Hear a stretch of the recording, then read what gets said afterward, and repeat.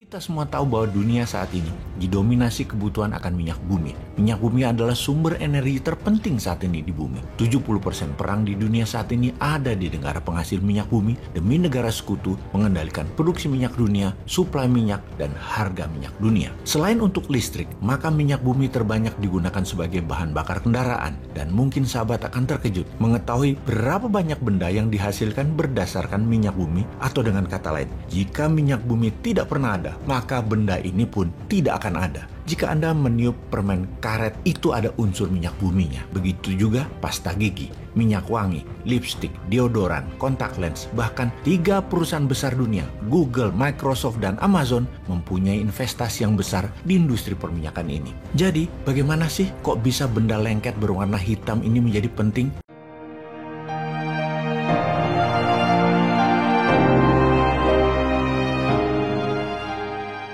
Perang di Ukraina memasuki minggu ke-6 seakan tanpa kemajuan berarti bagi Rusia jika dibandingkan dengan waktu yang sama kita bandingkan dengan beberapa penyerangan di zaman modern seperti Perang Irak yang diserang Amerika dan sekutunya di tahun 2003. Juga penyerangan Jerman ke Rusia yang disebut Operation Barbarossa di tahun 1941. Perubahan pola serang Rusia ke Ukraina dari serangan kilat ala Nazi dengan blitzkriegnya diubah menjadi ala Aleppo tidak mengejutkan banyak pengamat intelijen pertahanan. Strategi bumi hangus adalah perang psikologi bagi yang lemah. Perang yang direncanakan cepat menjadi perang psikologi yang bisa panjang masanya. Kita akan bahas perbedaan perang di Ukraina ini dengan perang Irak di tahun 2003 dan Operation Barbarossa di tahun 1941. Tentunya yang kita bahas dalam 3 perang tersebut adalah taktik perangnya, bukan efek perangnya pada dunia. Namun sebelumnya, ada hal yang kita masuki terlebih dahulu, informasi yang tidak kalah penting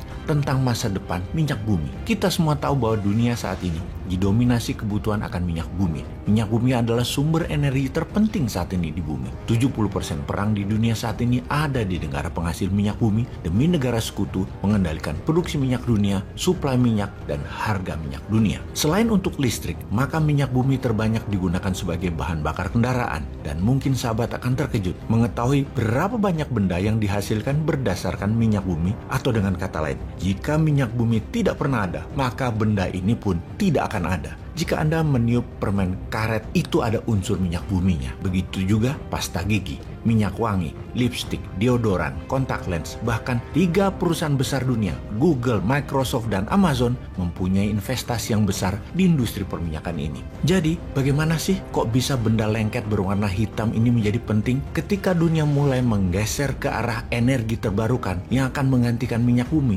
Nantinya, minyak bumi akan jadi apa? Atau bagaimana masa depan minyak bumi sesungguhnya? Sejarah minyak bumi dan manusia menjadi kecanduan minyak bumi sudah terjadi jauh-jauh hari, ratusan tahun bahkan ribuan tahun yang lalu. Bangsa Mesopotamia di tahun 3100 sebelum Masehi sudah menggunakan minyak bumi untuk mozaik dan permata mereka. Bangsa Babilonia di tahun 1700 sebelum Masehi menggunakan minyak untuk pelapis perahu mereka agar tidak merembes air masuk ke kapal. Bangsa Mesir di tahun 2600 sebelum Masehi menggunakan bahan dasar minyak bumi untuk membalsem mumi. Juga bangsa Yunani telah sejak tahun 2000 sebelum Masehi menggunakan sebagai lampu minyak. Untuk dunia perminyakan modern, pastinya kita berterima kasih pada seorang inventor ahli kimia, James Young, yang berkebangsaan Skotlandia di pertengahan abad ke-19.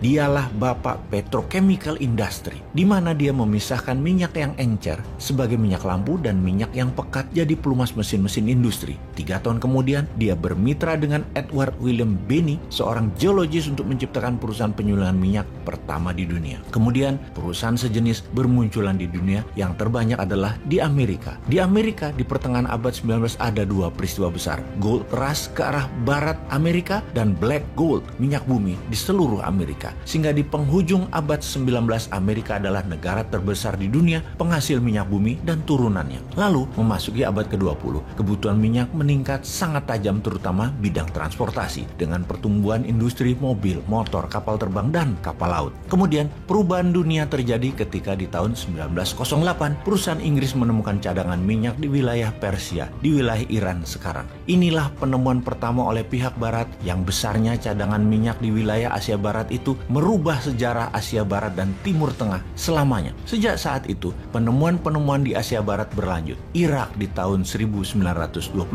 Bahrain di tahun 1932, Qatar di tahun 1935, Saudi Arabia dan Kuwait di tahun 1938, di UAE atau United Arab Emirates di tahun 1958. Semuanya adalah yang berinvestasi, yang mengeksplor, dan yang memiliki hasilnya adalah perusahaan Barat, Amerika dan sekutunya. Untuk menjaga harga stabil dan membuat jumlah produksi berlaku adil, negara-negara Timur Tengah itu berinisiatif membuat organisasi yaitu OPEC, Organization of Petroleum Exporting Country, atau organisasi negara-negara pengekspor minyak. Diciptakan dalam konferensi di Baghdad di tahun 1960. Negara pendirinya adalah Iran, Kuwait, Irak, Saudi Arabia, dan Venezuela. Kemudian banyak negara bergabung. Qatar di tahun 61, Indonesia di tahun 62, Libya di tahun 62 juga, UAE juga di tahun 1967, Nigeria di tahun 71, dan Ekuador di tahun 1973, kemudian Gabon di 1975.